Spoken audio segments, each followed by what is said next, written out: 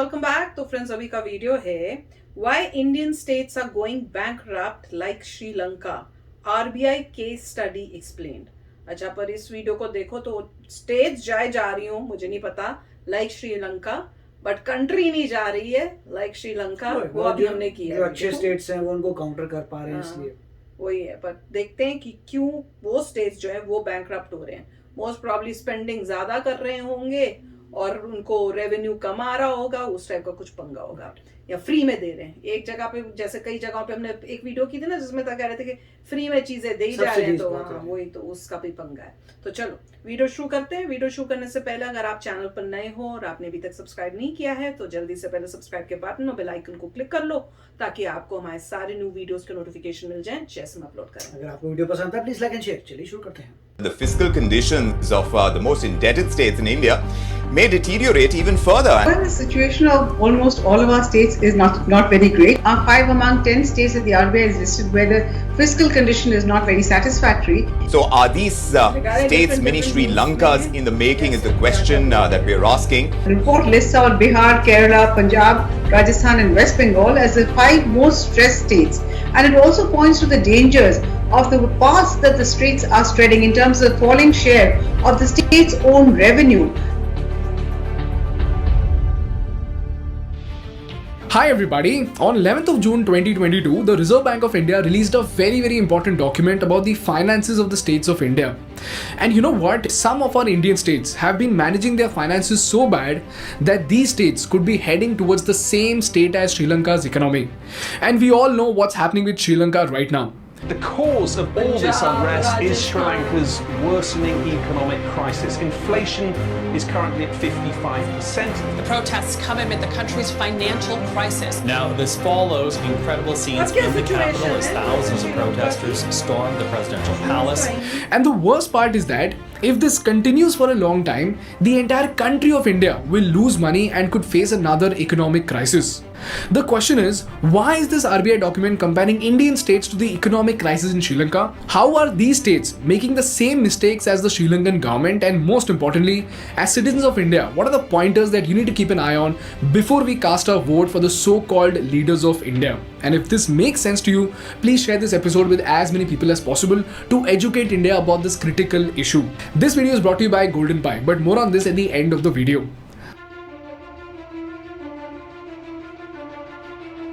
To start from the basics, if you look at the Sri Lankan economy, the country is witnessing an economic crisis because of 3 reasons. Number 1, they spent 27 years into fighting a civil war that emptied their coffers and repelled foreign investments.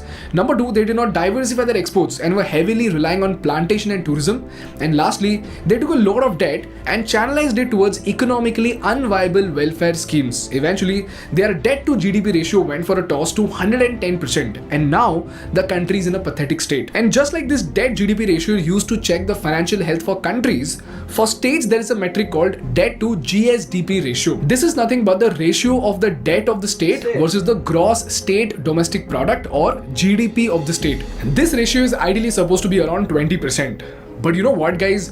While states like Maharashtra, Odisha and Gujarat stand at less than 20%, Punjab, Bihar, Rajasthan, Kerala and UP have the worst debt percentage, with Punjab and Rajasthan standing at a disastrous 53.3% and 39.5% respectively. And what's even worse is that Punjab spent 21.3% of its revenue in just interest payments. Now the question is, why are these metrics so bad, and what are these low performing states doing that is actually pulling them down? Well, just like Sri Lanka, even these states are rolling out unviable subsidies and freebies for either getting votes or to simply please the people. The worst part is that if they are in power, they could easily use the state budget instead of the party funds to please the people. And according to this RBI document, the Reserve Bank of India has raised concerns about 3 such policies.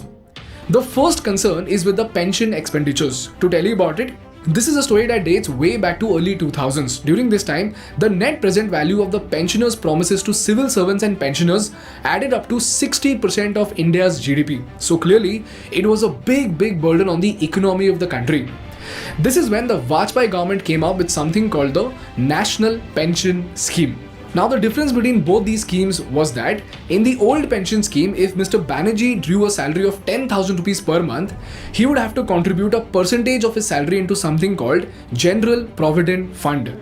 And over the due course of time, the money in this fund will keep on increasing. And as the funds keep growing, this money would be used by the government of India for development of the country and other various projects. Eventually, at retirement, if he draws a salary of 40,000 rupees per month, then he would draw 50% of his last drawn salary as pension, which in this case is 20,000 rupees per month. And the highlight over here is that the government would pay this amount irrespective of the market conditions. So even if the government is in a huge debt, the pensioners like Mr. Banerjee will still get 20,000 rupees plus dearly allowance as pension. But in the national pension scheme, if Mr. Banerjee draws a salary of 30,000 rupees in the beginning of his career, 10% of his salary will be contributed to his pension fund, and even his employer, they would contribute another 10%, and this money will get invested into the market such as corporate bonds, government bonds, equities, etc. And you can actually choose your portfolios based on your goals.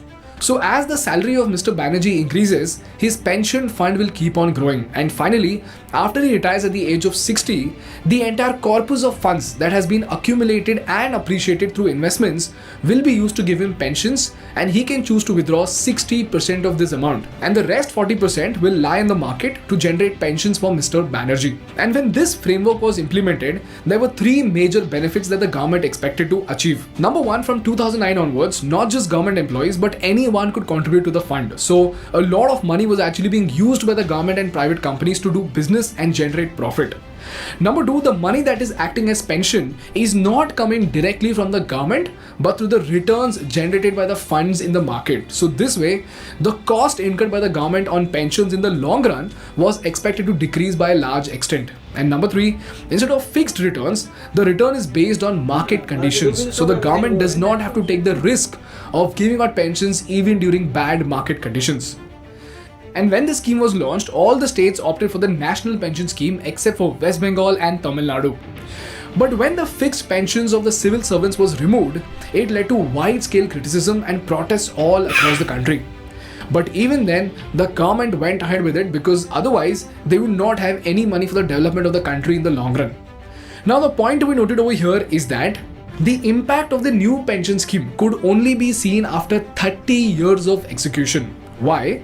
Because the people employed under this scheme got recruited from January 2004 onwards. So the impact can only be seen in 2034 after these employees retire and all the pensioners in the existing payslip of the government pass away. But guess what? Now that elections are scheduled next year in Rajasthan, the government of Rajasthan actually decided to come up with a people-pleasing policy. So the increasing number of freebies that are being given by the states, and two particular states, Rajasthan and Chhattisgarh, which have gone back on the NPS, the new pension scheme, and have decided to go back to the old pension scheme. हम सभी जानते हैं कि सरकारी शासन से जुड़े कर्मचारी भविष्य के प्रति सुरक्षित महसूस करें, तभी वे सेवा काल में सुशासन के लिए अपना अमूल्य योगदान दे सकते हैं। समय समय पर इन कार्मिकों ने मुझे अपनी स्वेच्छा से अवगत कराया। अतः 1 जनवरी 2004 और उसके पश्चात नियुक्त हुए समस्त कार्मिकों के लिए मैं आगामी वर्ष से पूर्व पेंशन योजना लागू करने की घोषणा करता हूँ। This was nothing but to revoke the new pension scheme and bring back the old pension scheme. And you know what?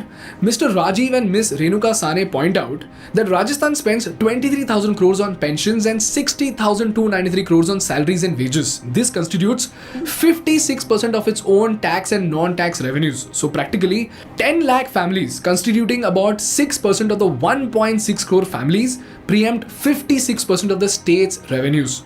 So if the old pension scheme is executed in the long run, the people will definitely be happy. The politicians will be happy because they'll get votes and people are happy. In fact, in the short term, even the government will cut its expenses because they don't have to contribute the 10% to the pension fund, right?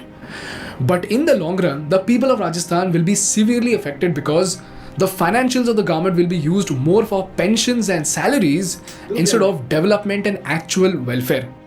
And now that Rajasthan has brought the old pension scheme back, even Chhattisgarh has done the same, and the leaders of other states are also becoming motivated to reverse the national pension scheme. And this is all being done right ahead of their elections. So you see, just like in Sri Lanka, Rajasthan's welfareism is coming at the cost of long-term development in spite of the high debt to Gsdp percentage of 39.5%. This is the reason why this policy is considered as a fiscal disaster, and the Reserve Bank of India has raised concerns about it.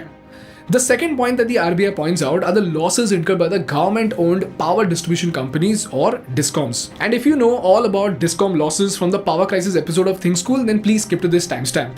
And if you don't, here's a very simple explanation of the same. People, if you look at the value chain of power, you will see that there are 4 major steps: power generation, electricity transmission, electricity distribution, and finally trading. Here we have government power distribution companies which are called as DISCOMs. In simple words, they buy electricity from the power producers at lower cost and are expected to sell it at higher cost to make a profit. So ideally, considering how important and essential electricity is to every single person in this country, these companies must be making a ton of profit, right? Well, you would be shocked to know that these companies are incurring such heavy losses. They accounted for 1.43 lakh crores of losses. In fact, this is the reason why the government had to infuse 90,000 crores to keep these DISCOMs going. And one of the major reasons for this is something called cross-subsidy. Now people, this concept is a little complex, so let's take an oversimplified example to understand this. Let's say there are 100 consumers of power, 20 are farmers, 10 are industrial users, 30 are commercial users, and 40 are domestic users. Now DISCOMs will supply power to each of these users at a different cost. So if the DISCOMs incur a cost of 4 rupees per unit, then for farmers they will sell it at 1 rupee per unit and incur a loss of 3 rupees. For industries, they will sell it at 2 rupees per unit for 5 industries that the government wants to promote and incur a loss of 2 rupees per unit. Then for the rest of the 5 industries which are well established, the government will sell it at 6 rupees per unit and make a profit of 2 rupees per unit. For domestic users, they will sell it at 6 rupees per unit and make a profit of 2 rupees per unit. So if you see, certain users have been given subsidies while certain users have been charged profitably. This is to make sure that certain sectors are promoted and at the same time, the profitability of DISCOMs is maintained. But this calculation is extremely complex because if the subsidized users are very huge in number and use a lot of electricity, and at the same time if the profitable customers are using less than estimated, then you will incur heavy losses. And at the same time, as a government, if you increase the cost of electricity for subsidized players like farmers, since they are very large in number, you will end up losing votes. So in all, the entire cross subsidy is not driven by important factors like requirement and profit, but with vote bank creation and directionless distribution. In fact, this entire calculation requires cutting-edge data solution that can actually help you drive sustainable growth without incurring such heavy losses. But unfortunately, the existing DISCOMs are so far behind all this that they don't even use good transmission technology, because of which 20% of the power produced in India is lost during transmission itself. And metering systems are too outdated to actually bill the customers properly. Now to top it all off, in 2015, we had the Uday Scheme come in, whereby state governments were asked to take over 75% of the outstanding liabilities of DISCOMs in the form of grants or equities. And this further stretched their finances. So RBI says that if these states decide to bail out these government power distribution companies, it's going to further induce strain on their already stretched balance sheet. And if this continues, again, we are not far from Sri Lanka's condition where power shortages have completely disrupted the lives of the citizens. And this brings me to the third concern of RBI, which are nothing but unviable subsidies and unnecessary freebies. For example, in Punjab, the government is offering free electricity up to 300 units to every household and is even waiving off electricity bills, which is set to cost the government 5,000 crores. On top of that, if the government does what Mr. Gsdp promised, which is to give 1,000 rupees per month per woman who is above the age of 18, it is set to cost the state 15,000 crores according to RBI. Then we have the Andhra Pradesh government, which is offering 15,000 rupees as financial aid to every poor mother who sends her children to school. And this cost the government more than 6,500 crores. And altogether, according to RBI, the Andhra Pradesh government is set to spend 27,541 crores on welfareism. And in UP, the Home Minister himself had been promising free gas cylinders if people voted for BJP. Then in Madhya Pradesh, the electricity subsidy to farmers and domestic users alone is set to cost the state 21,000 crores. And just like these, there are a list of schemes listed by the RBI for Kerala, Jharkhand, West Bengal, Haryana, Bihar and Madhya Pradesh. By the way, the fun fact is that this entire list of states covers not just the Aam Aadmi Party and Congress ruling states, but also BJP, YSR Congress Party, Trinamool Congress and even the CPI. So this isn't about which party is doing well and which party is not. It's overall the economics of the states taking a backseat while politics takes the center stage. And this is very, very dangerous. Out of all these schemes and subsidies and freebies, it's still not very clear as to how many of them are set to generate a tangible return for the economy of the states. But the one thing that is for sure is that the people who are benefiting from these schemes are extremely happy, and on the outset, it looks as if the government is extremely generous and empathetic to the people. But behind the scenes, what scares RBI is that these states are taking more and more grants from the state while they're recklessly spending them on people-pleasing policies and welfareism. And if this continues for a long time, the cost of today's subsidy will be borne by the same people with inflation, rationing, and food and fuel shortages in the future. And this brings me to the last part of the episode, and that are the study materials. तो friends देख लो, हम लोग इतने हैरान होते थे यार भाई कि दिल्ली में ये जो है बाबा की इलेक्शंस में जो है ये क्यों जीत रहे हैं, तो आप लोग बोलते थे फ्रीबीज की वजह से, और हम कहते थे अगर फ्रीबीज की वजह से है तो भैया उस वहां पे तो पंगे होंगे, धीरे धीरे वहां पे दिल्ली की डेवलपमेंट कम होती जाएगी, पंगे होते जाएंगे, वो सब दिखेगा असर। अभी हमने बोला ही है और असर अभी न्यूज में आने लगा। मुझे लग रहा था अभी टाइम लगेगा, कोई 5-6 साल या 10 साल के बाद दिखेगा, पर मेरे हिसाब से वो ये तो अभी से ही बातें शुरू हो गई, अभी कुछ ही टाइम पहले बोला था हमने। मतलब देखिए पॉइंट ये है कि अच्छी बात है कि रिजर्व बैंक ऑफ इंडिया कह रहे हैं, आरबीआई ने इसका अलार्म बजा दिया है। अच्छा, उन्होंने बस सबको अलार्म कर दिया भाई ये लफड़े हो रहे हैं, यहाँ पे पैसा जा रहा है, इसका मतलब उनके पास पूरी विजिबिलिटी है अकाउंटिंग की। गुड, जो सबका देख पा रहे हैं कि कौन कैसे कार्य कर रहा है और बता रहे हैं कि ये होगा। अब जो पॉलिटिशियंस हैं अनफॉर्चुनेट हैं क्योंकि वो लोग सिर्फ अपना शॉर्ट टर्म गेन देख रहे हैं। वो देख रहे हैं कि भैया सब्सिडी दे के हम जीत जाएं, जब तक हम पावर में रहेंगे उसके ओल्ड हो जाएंगे, काम खत्म, बाद में अगला बंदा देखेगा। वो सेम टेक्नोलॉजी हो रही है जैसे पाकिस्तान में होती है। जो बंदा आता है अपने लिए बड़ा करता है, अपना भला करता है, उसका जो भाड़ में या बाग में आएगा उसकी प्रॉब्लम बाद में जो आएगा उसकी। यहाँ पर भी यही हो रहा है। जो पार्टीज हैं, और इसमें इन्होंने ये भी एग्जांपल दिया कि बीजेपी में कहा था कि अगर आप गैस के सिलेंडर आपको मिलेंगे अगर आप बीजेपी को वोट करते हो, राइट। तो ये भी गड़बड़ है, जहां पर भी ऐसा हुआ गड़बड़ है, क्योंकि ये शॉर्ट टर्म गेन के लिए है। हो सकता है ये बड़ी स्ट्रैटेजी हो कि अभी शॉर्ट टर्म के लिए बहुत ज़रूरी है कि आप जो है जीत जाएं, उसके बाद आप मेकअप कर लेंगे और अगले बार में ऐसा नहीं करेंगे, राइट। ये भी कुछ हो सकता है, मगर तरीका गलत है। अगर ये ज़्यादा देर के लिए कंटिन्यू हुआ तो ये तो स्टेट जो बोल रहे हैं, पंजाब और केरला बोले थे, राजस्थान, ये सब तो मतलब इनका बुरा हाल हो जाएगा, ये तो बिल्कुल ही बैंकक्रप्ट हो जाएंगे। और जब दूसरा बंदा जो आएगा उसके पीछे लोग पड़ेंगे, उसने कुछ नहीं किया, उसने कुछ नहीं होगा, वो बोला सारे फाइनेंशियल जैसे पेंशन स्कीम तो पुरानी वाले में लेके जा रहे हो जो ऑलरेडी गड़बड़ थी। बिल्कुल। तो मेरे ख्याल से इसमें कोई लॉ बना चाहिए कि भैया ये चीजें जो हैं ये नहीं, मतलब ये जो है कर नहीं सकते तुम। इन एनी केस लोगों तक ये बात पहुंचनी चाहिए कि आपकी जो गवर्नमेंट है स्टेट की करंट, वो इफेक्टिव नहीं है और वो अभी आपको खुश कर रही है वोट के लिए, बट लॉन्ग टर्म तुम्हें प्रॉब्लम आएगी। अल्टीमेटली जो उस स्टेट में बंदा होगा उसको प्रॉब्लम आएगी, लोगों को छोड़ के दूसरे स्टेटों में जाना पड़ेगा और पूरा स्टेट ही कबाड़ा हो जाएगा। जब स्टेट कबाड़ा होगा वो क्या एक्सपेक्ट कर रहे हैं कि सेंटर इनकी फिर हेल्प करेगा उठने में, और वो ये पहले कंट्री को डुबाएंगे क्या? ये नहीं, एक बार मतलब अल्टीमेटली कुछ भी कर लो, चाहे सेंटर भी तुम्हें हेल्प करे बेल आउट करने की, फिर भी तुम्हारा स्टेट तो गरीब ही रहेगा।